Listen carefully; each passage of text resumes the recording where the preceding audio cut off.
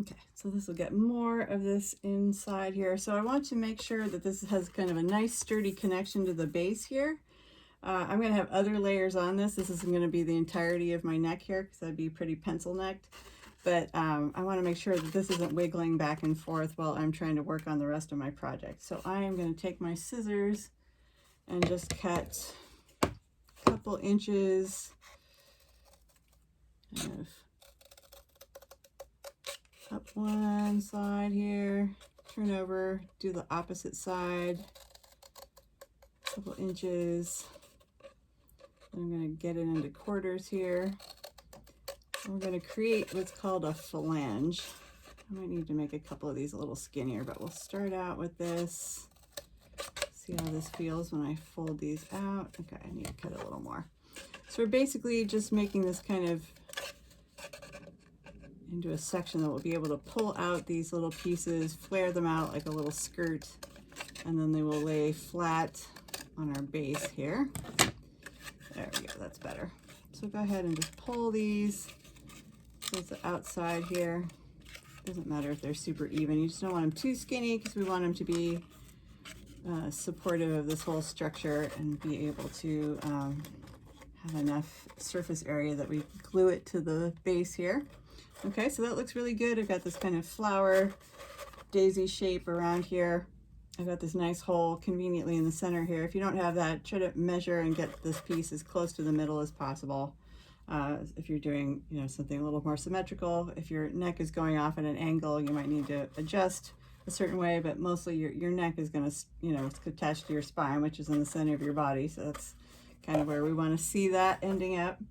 So I'm going to do a couple different things here. I've got the white glue. I'm going to go ahead and apply a thick coat of that to the bottom.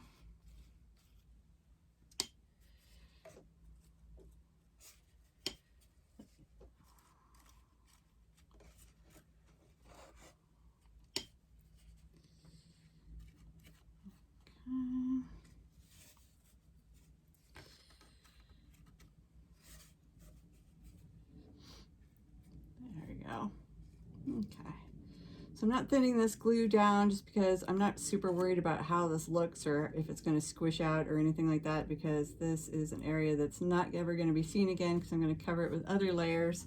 So I'm just putting on a nice generous coating there. And then I think you have a couple things you can do. You can stick these down with masking tape while they're drying because nobody's going to kind of see this inside structure here. I also have these little adhesive dots. These are really nice to just kind of tack things in place. They're not like super structural, but they're good to kind of keep things in the position that you want them in while your stronger glue is gluing. So I'm going to take a couple of these, and they're just like, basically just like little boogers, just to be gross, but just go ahead and pop those on a couple places. I'll find some spots that don't have the white glue on there. Let's see, maybe. Let's see. Can I get one of you on there? There we go. Okay. So if you can get them off your fingers, get them onto your piece here. And those will just kind of be like, it's like Post-it glue. It's just going to tack this kind of in a couple places while that's gluing. So it could take a couple hours for this glue to dry. So remember, I really strongly recommend you do this over the course of a few days. Even if it's just like a half an hour here, half an hour there, it's going to be much better than trying to get this all done in one day and get your glue dry.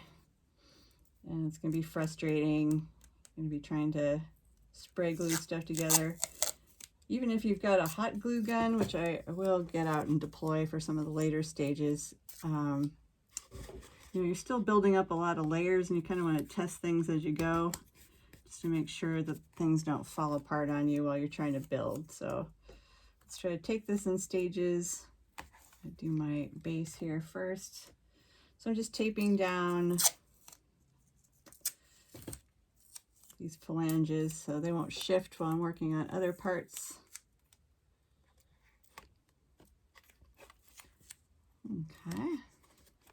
And then you can take that tape off or leave it on. It doesn't really matter.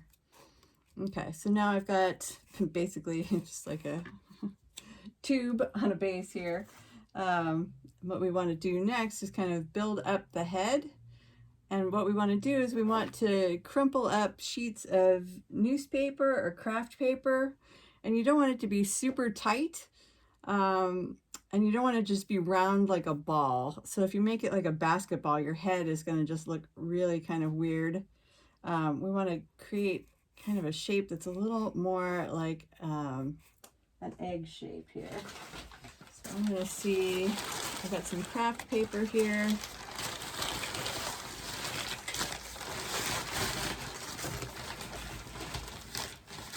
I'm going to tear some up.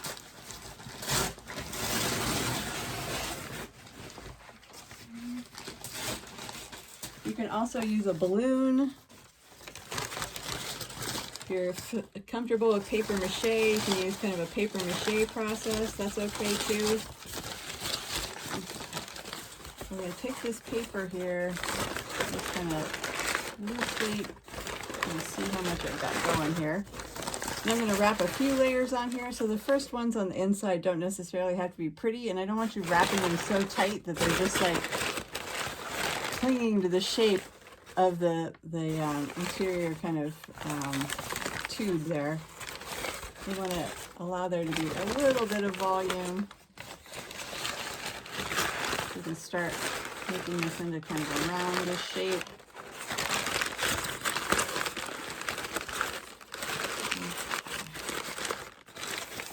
So I've left about a 3-inch gap on the bottom here. I'm just crumpling this gently, turning this around on the base here, and kind of seeing what shape is kind of emerging there. I'm going to take some, you can use masking tape or blue tape. You've got hot glue, you can use that, but I'm just going to tape it, not everywhere. Like I said, we don't want this to be super tight. We just want to kind of bring this in and get the edges so they're not floating away from us. We don't have these flyaways. Just holding this kind of loosely and just taping that on just so this starts to gather into a more symmetrical shape that's a little more controlled. I'm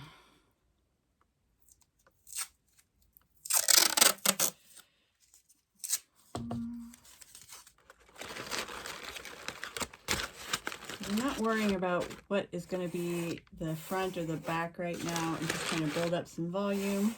I'm going to fasten this one down on top.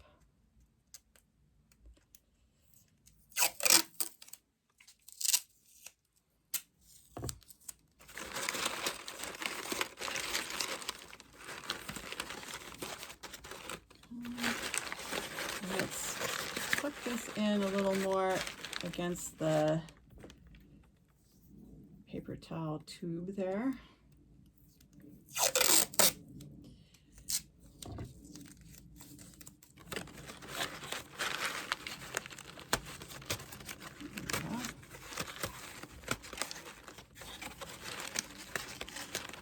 Got something that's a little more like a kind of a rough egg shape, upside down, with the wider end on top, the narrower part on the bottom. There we go. Okay. So I think I'm going to put another piece of craft paper on there. Cleaner piece here.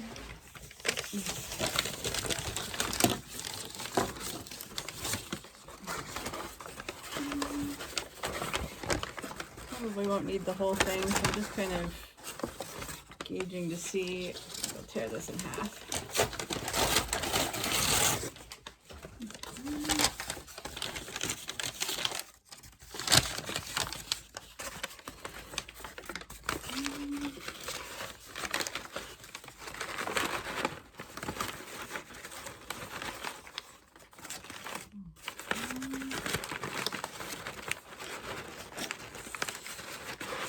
So I think I'll make this part the back where I'm closing that up. I've got my tape out.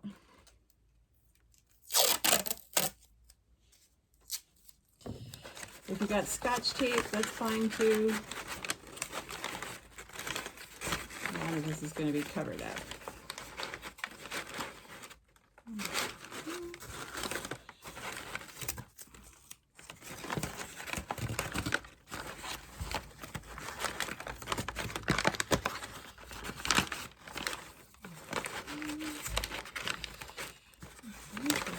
Close this up at the top. And I'm keeping it loose like this because it's a lot easier to kind of reshape it as you go. I'm kind of feeling my way around, kind of shaping it, crumpling in little edges, giving it some subtle shape.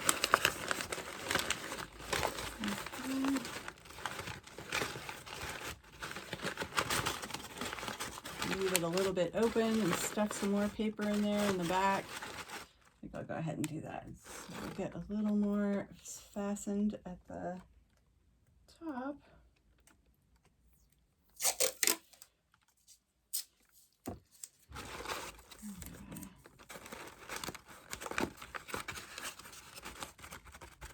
Got kind of the top of my head here, the back of my skull here. Okay, so I'm just keeping it really loose and forming it as I go.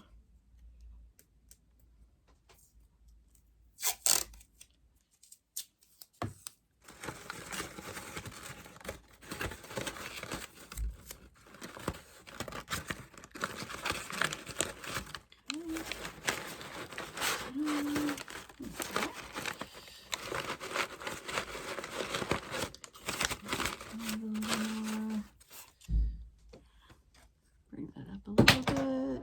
There we go. Okay.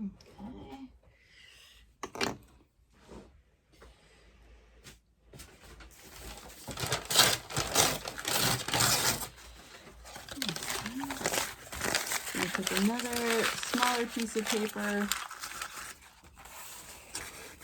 I'm just gonna kind of stuff it in there in the back. So I like working this way because it's nice and versatile. You can make a lot of changes and adjustments as you proceed.